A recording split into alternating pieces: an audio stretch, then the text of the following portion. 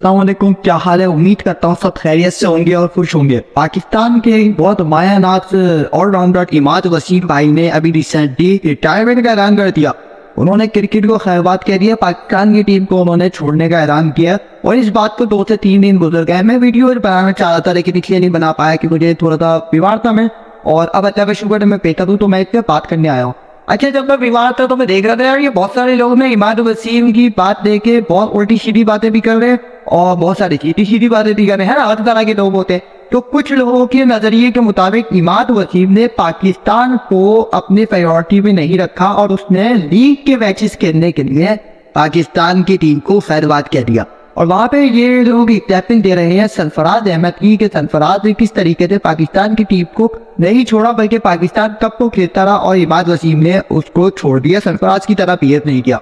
देखो, सरफराज भाई के जो हमारे मामला है ना, वो तो इस तरह के ये मोहब्बत वाले मामला हैं। सरफराज भाई के बारे में कुछ भी नहीं कहते क्योंकि बाकी वो बंदा है ही ऐसा ना। तो सरफराज भाई की इज्जत अपनी जगह, उनकी जो कदर है वो अपनी जगह, लेकिन ये बात आप मानो उस बंदे की सिर्फ कैप्टनसी में आप खेल रहे थे, उसके बिहेवियर वगैरह बहुत अच्छा है, लेकिन उसकी अपनी जो परफॉर्मेंस है वो इस तरह की नहीं है कि उसको किसी लीग में खिलाया जाए। सही है ना। अब इस बात को समझने की कोशिश करना। आमिर और इमाद की जो परफॉर्मेंस है ना मेरे भाई, वो लीग पे बुलाया जाता है, उनको लीग पे खिलाया जाता है।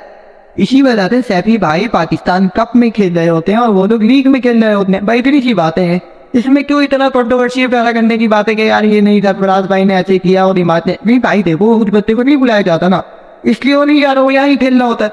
उसको बुलाया किया तो वो भी जाएगा, है ना। बाबर आजम ऐसा बैट्समैन है, उसको लीग में बुलाया जाता है, वो जाता है। लेकिन इमाद वसीम को भी इसी तरह बुलाया जाता है, वो इसी तरह जाता है। अब हारिस रवो बीबीएल खेल रहे हैं और उन्होंने उसके मुताबिक बीबीएल खेलने के लिए उन्होंने क्या किया है कि ऑस्ट्रेलिया सीरीज पे नहीं गए।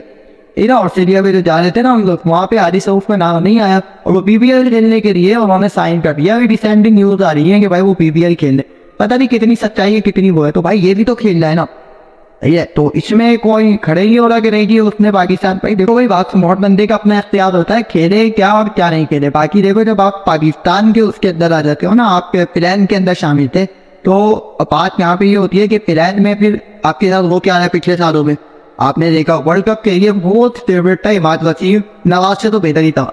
जिस तरह वर्ल्ड कप में नवाज ने परफॉर्मेंस दी, एशिया कप में नवाज ने परफॉर्मेंस दी, लेकिन नवाज की जगह इसको नहीं रखा और बल्कि वो नवाज के साथ गए। तो भाई आपने चांस भी तो नहीं दिया ना उसको। अब आप चांस दो तो बात है, आपने चांस भी उसको नहीं दिया। आप चांस दे नहीं रहे, आपने प्लान में रख दिया एक खिलाड़ी को, वो खेल भी नहीं रहा। आप 2-3 साल से उसको चांस भी नहीं दे रहे खिलाड़ी, तो बंदा क्या करेगा ना। उसको बाहर जाने की इजाजत दे रहे तो भाई इसी तरह होगा, फिर वो इसी तरह के डिसीजन लेते हैं। इसमें कोई ये नहीं होता कि किसकी संगत में किसके इसमें रहते। वो सही है, उसने अपना डिसीजन लिया और मेरा ज्यादा ख्याल है भाई उसने सही डिसीजन लिया। सही है। अब कोई माने इसको या नहीं माने, कोई किसी से कंपेयर कर रहे हो तो भाई करते रहो, उसने सही डिसीजन लिया। आपके पास था इमाद वसीम बहुत अच्छा, आपने उसको नहीं खिलाया। आप उसको वर्ल्ड कप में नहीं लेके गए, आप उसको एशिया कप में नहीं लेके गए, और आप सिर्फ यही बोल रहे थे कि जी एशिया कप और वर्ल्ड कप में हमें क्यों कैसे सेलेक्ट कर रहे। जब इसकी परफॉर्मेंस T20 की है तो भाई एशिया कप में बहुत सारे और वर्ल्ड कप में ऐसे बहुत सारे लोग थे जो T20 में परफॉर्म करके आए थे, बाकी ODI में उनकी परफॉर्मेंस नहीं थी। अब बताओ, अगले साल पाकिस्तान का एक भी ODI नहीं है, तो इसका मतलब पाकिस्तान जो ODI में परफॉर्म करेगा, जो भी बता होगा जो ODI में परफॉर्म करेगा, तो 1 साल तक तो वो परफॉर्म कर ही नहीं सकता। तो 1 साल तक आप कोई खिलाड़ी नहीं उठाओगे क्या? ऐसा तो नहीं होता ना। तो ODI में जो परफॉर्मेंस थी वो किसी की भी नहीं थी, जो खेल रहे थे ना, मतलब 1 2 4 5 6 बाकी किसी की भी नहीं थी।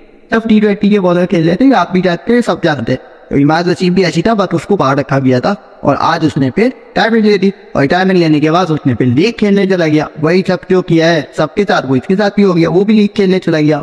तो भाई इससे नुकसान कहाँ हुआ? फिर आखिरी में जो नुकसान जो होता है वो कहाँ हुआ? वो अगर इस स्क्वाड के साथ जो अभी गए थे ना, इससे T20 खेलने जा रहे, तो पिछले इतने दिनों से नवाज भाई खेलने T20 क्या खेला, कुछ खेला कुछ समझ नहीं आ रहा, ODI खेला कुछ समझ नहीं आ रहा। तो ऐसा नहीं होता कि आप किसी बंदे को बिठाओ, आप किसी बंदे को बिठा के रखे रहो, उसके बाद जी वो रिटायरमेंट लिया तो समझ होगी यार रिटायरमेंट का जज्बाती। अब जज्बाती फैसला वो होता है कि यार एक मैच खेल के आया, अच्छा नहीं खेला, उसने बोला मैं रिटायरमेंट ले रहा हूँ, ये होता है जज्बाती फैसला। ये थोड़ी होता आपने बाहर रखा हुआ फिर जज्बाती फैसला। और ज्यादा सरफराज की बात करें, मुझे ईमानदारी से बताओ, सरफराज रिटायरमेंट ले ले उसको कौन खिलाएगा? मुझे बताओ, वो मेरे कोई BBL ने उसको कॉल ही नहीं। मतलब यार खिलाड़ियों को क्यों, ये छोटी लीग में जो छोटे कम ओवर्स की लीग होती है इसमें क्यों रखा जाता है खिलाड़ियों? इसलिए कि कोई कोई इम्पैक्ट आते गेम में। सरफराज में क्या ऐसे इम्पैक्ट आते हैं, शुरू खेलने वाला बंदा है, टेस्ट का बंदा है, ओडीआई का बंदा है, और T20 का नहीं है वो बंदा, ठीक है ना। T20 के ठीक है, उसने मैचेस जितवाया, उसकी कैप्टनसी है, उसकी इज्जत अपनी जगह पहले बता चुका हूँ, लेकिन नहीं है ना वो।